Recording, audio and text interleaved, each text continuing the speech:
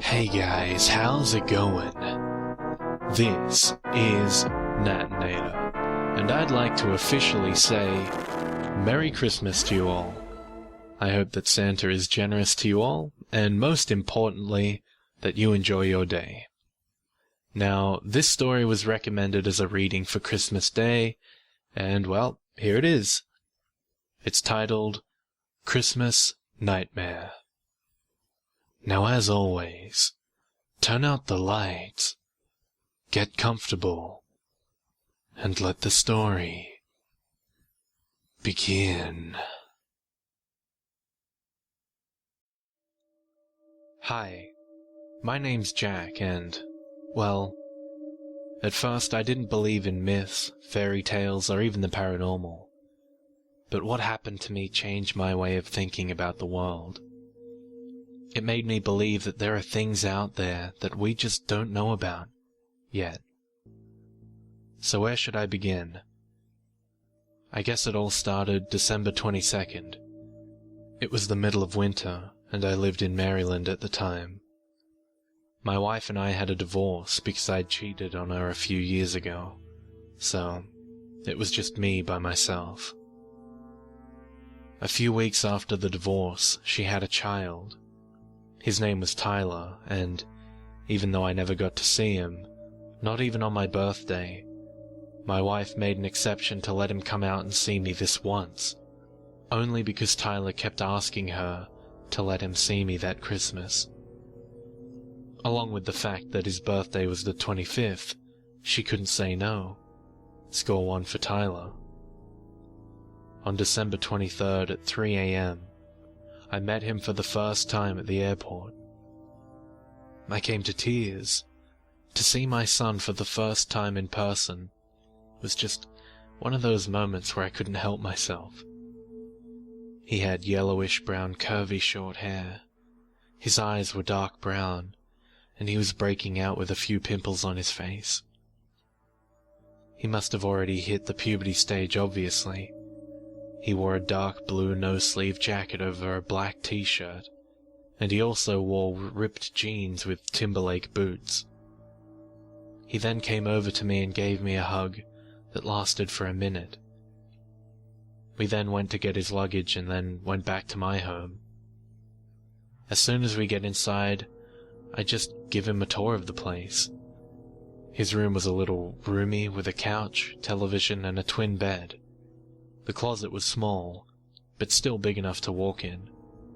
It was more like a box big enough to walk in. He seemed satisfied with his room, because as soon as I showed it to him, he quickly laid down on the bed with a grin on his face.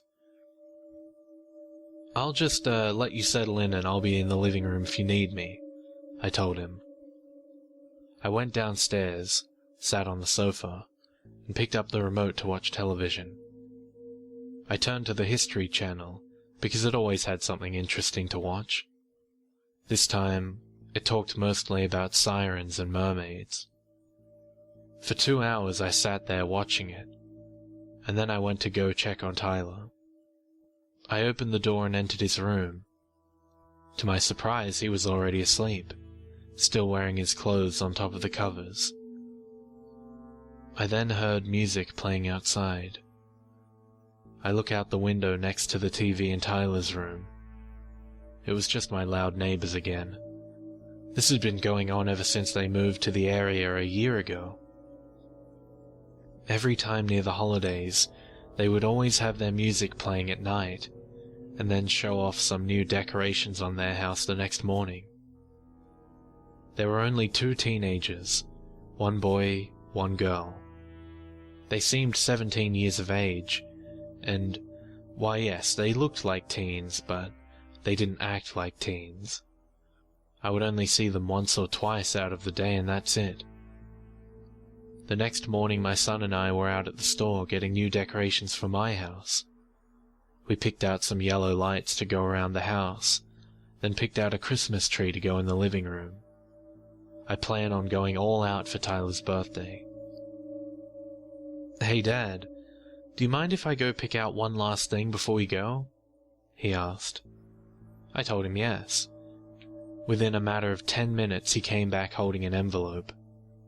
We went to the checkout to buy all the decorations and other stuff that did cost me a fortune, but I would do anything for my son.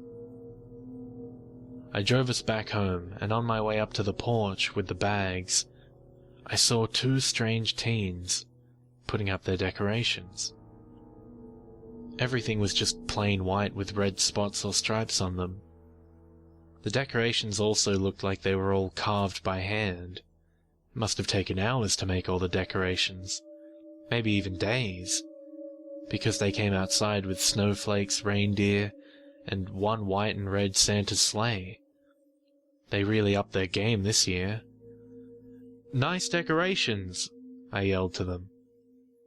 The 2 teens stopped what they were doing and looked up at me for a few minutes, then looked at my son, who was getting the rest of the stuff out of the car. They had a blank stare on their faces, not even a smile, and then went back to decorating. My son and I went inside to put the Christmas tree in the living room. "Here, you start putting the decorations on the tree, and I'll go make us some eggnog," I told him, giving him the decorations. "What's eggnog? Sounds gross," he said. I just laughed and said, "It's not gross at all. I think you'll actually like it." 6 hours went by, full of laughing and decorating. Then there was a knock at the door. I go to the door and open it only to see an envelope on the ground. I close the door and open it.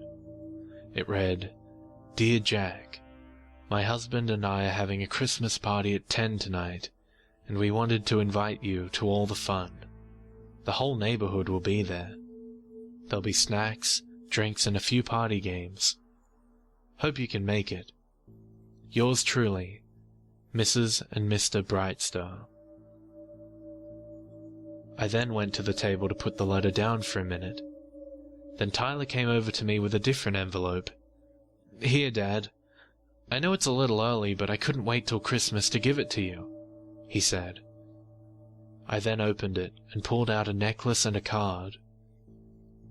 The necklace had a little cross with a ring going over the cross.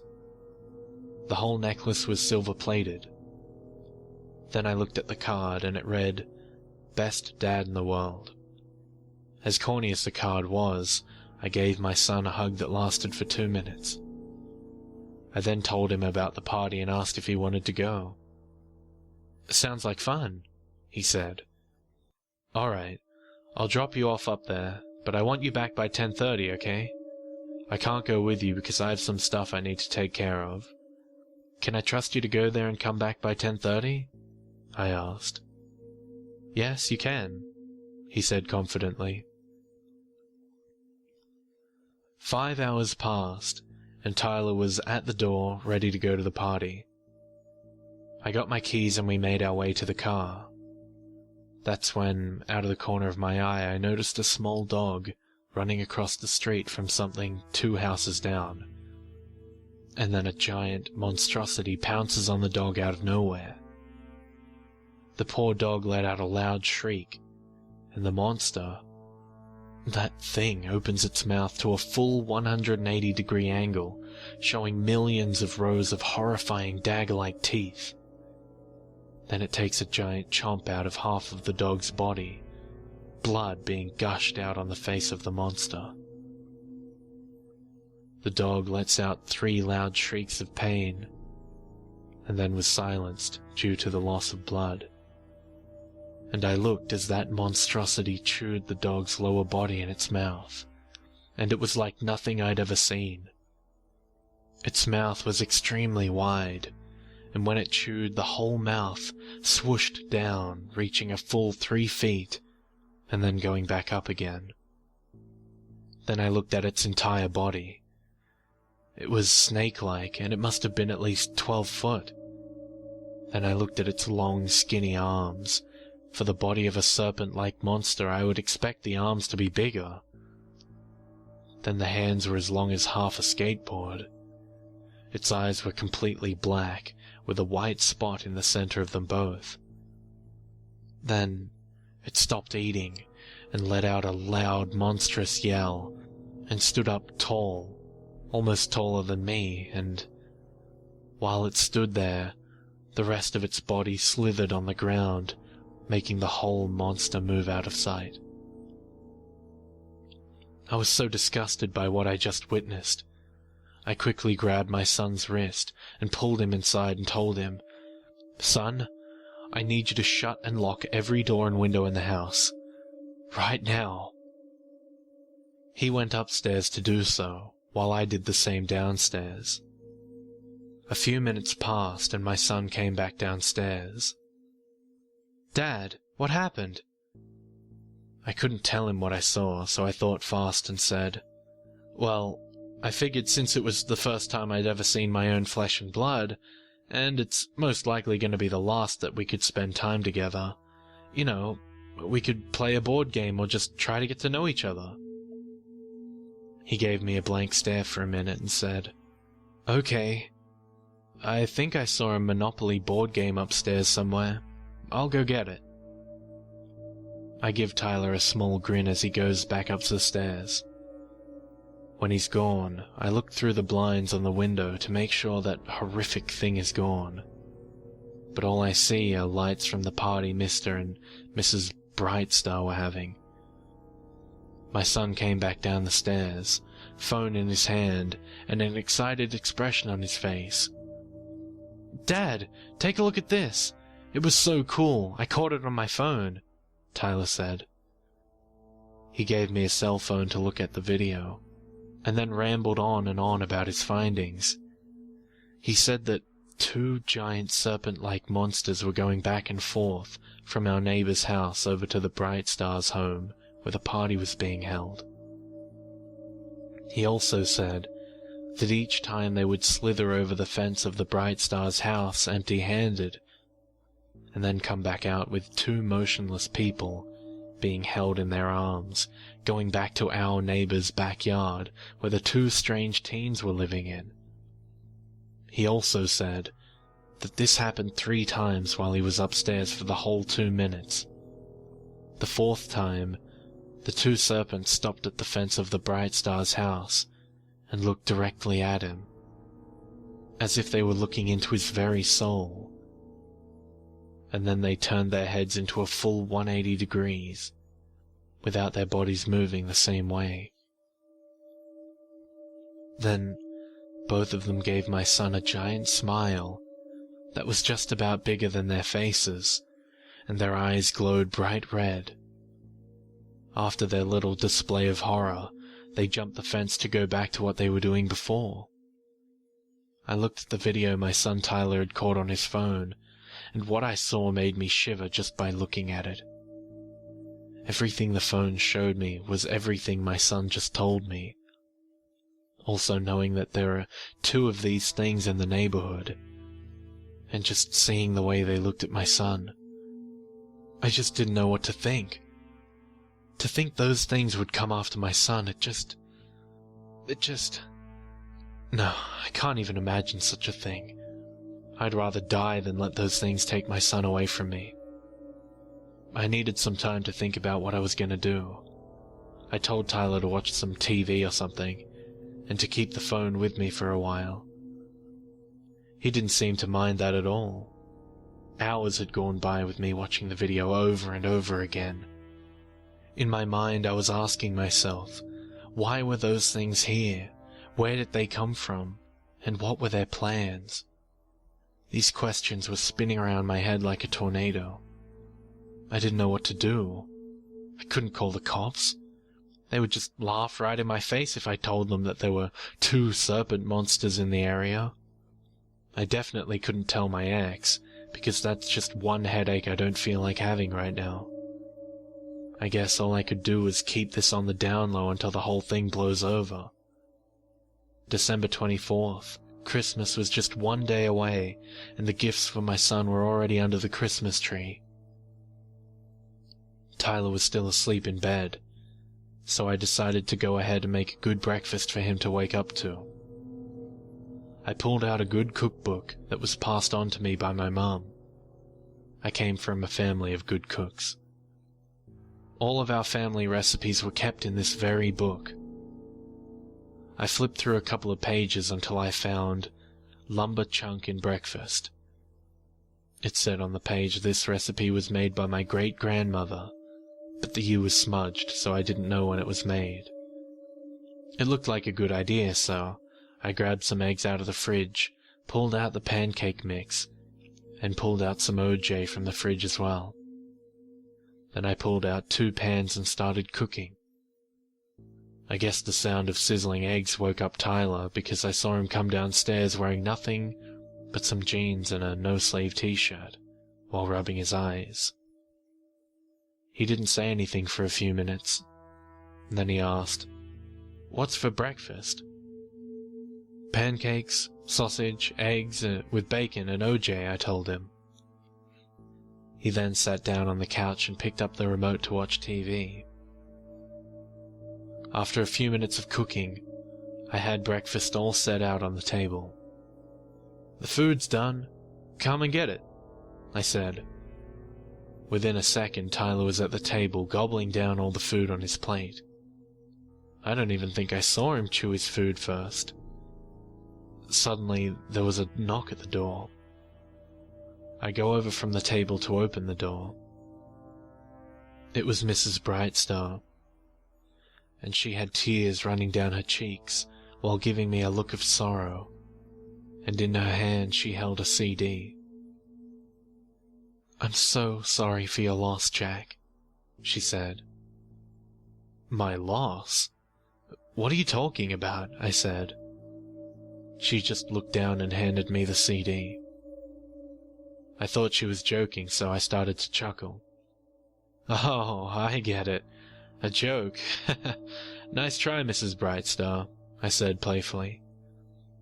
She then lifted her face back up at me, still with the same expression on her face, and said, "I found this in my mailbox this morning, and when I went to play it, it showed me your son being brutally tortured by these 2 horrible creatures.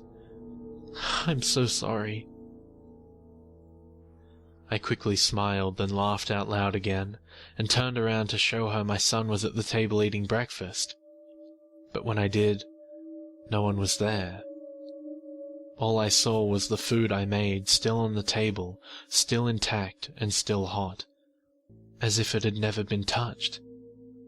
The TV was off, and the remote was still on the couch, just the way I left it last night. Nothing. It was as if the last 2 hours I spent with my son this morning never even happened. The smile quickly turned into a frown, and then I looked back at Mrs. Brightstar and snatched the CD from her hand. Then I went back into the house to look for my son.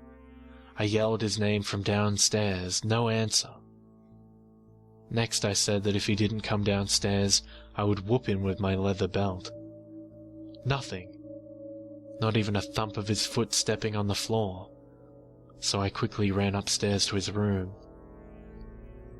He was still sleeping in bed with the pillow covering his head. But just seeing him sleeping in bed wasn't good enough for me. I wanted to make sure he was breathing.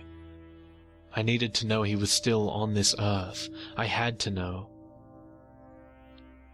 I then took the pillow from over his head and threw it to the floor. And what I saw was my son. But his eyes were popped out of their sockets, and there was a big cut in his throat. Dry blood was all over his face. I then noticed a small folded piece of paper in his neck where the cut was. I grabbed the bloody folded paper, then opened it. It read, "Look under the bed." And when I did what the note instructed, I found a small gift-wrapped box with blue and green wrapping paper, with a little bow on top of the box. I took the box from under the bed and ripped all the wrapping paper off, and opened the box. There was a note that said, "Merry Christmas," and next to it, one eyeball.